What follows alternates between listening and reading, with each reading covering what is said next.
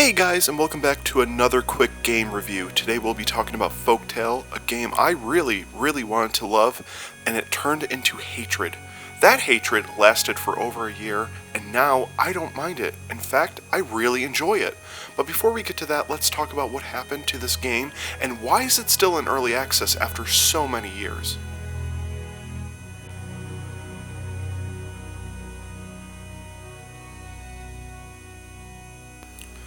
Well, the game came out in May of 2013. It was in the category of early access. But what's early access? Well, early access is when a game is greenlit on Steam and is being produced but not finished. Most games end up being in the alpha version, slowly being developed and tweaked. This gives the consumers, in this instance, players, a chance to test the game for the devs, giving them feedback on how to make the game better. This also helps because the games are half the price of what they normally be. The only problem with early access is, well, I'll get most of that into another video, but sometimes developers make the game in alpha, collect the money, and run. Thankfully, Folktale isn't one of those kinds of games. Instead, it gives updates, lots of updates, almost weekly. Whether they tweak the strength of a hero, or adjust the attack and defense of an enemy, or if they just add in some plants and bushes or some more trees to cut down, they're always updating one of those things. They're always doing something, even if it's really minor, or something major when they tweak the storyline a little better, or they add in more buildings or more professions for the peasants to turn into. The game itself is progressing through, and the developers actually do really care about what we have to say about it. The problem is the game is taking way too long to develop. It's still not complete. Almost 4 years later, it's 2017. What the fuck is going on? But I don't blame the developers. There's actually only 8 of them full-time. And, that's what I did. I blamed the developers. I was pissed off because I spent $25 on a game almost 4 years ago, and they told me that the game is being made by a team that live in each little parts of the world, and obviously only 8 of them.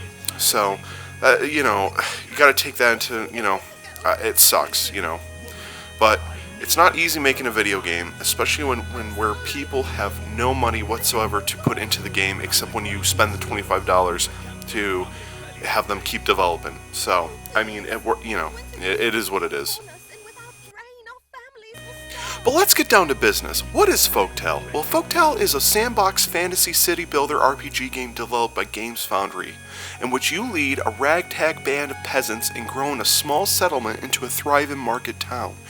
You're going to run into enemies, and as you go down into the storyline, random occurrences will happen, and the dynamic story will kind of unfold together, and you never really know exactly which way the game's going to go. It can go in multiple different ways, which makes the game replayable. Think of games like Warcraft 3, Banished, Age of Empires, Majesty 2, and The Guild. This is what the game kind of has.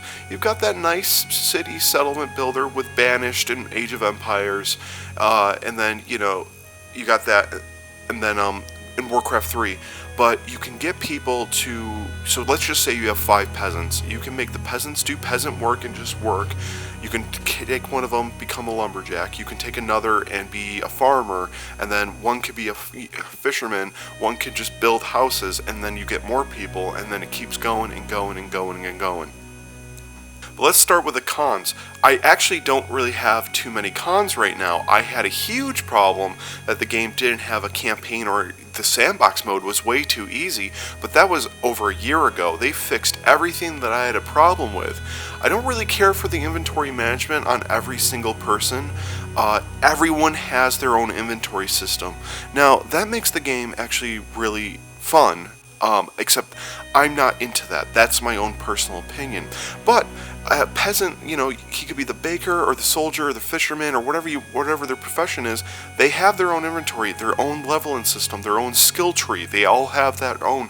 So when they die, they lose that. And then when you get another peasant, let's say you put him to be a fisherman, he does all that. He gets experience if he has to kill a goblin here or there, and they move up through the skill tree. It's actually pretty impressive what they've done.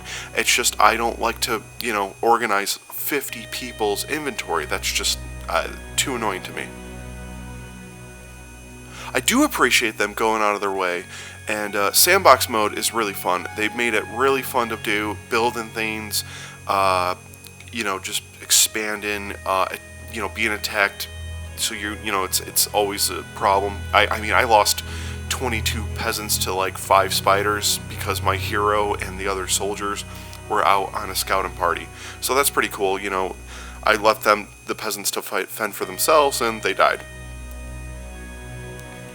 There isn't much more to say about this game. It's going to be, it's going for $25 on Steam.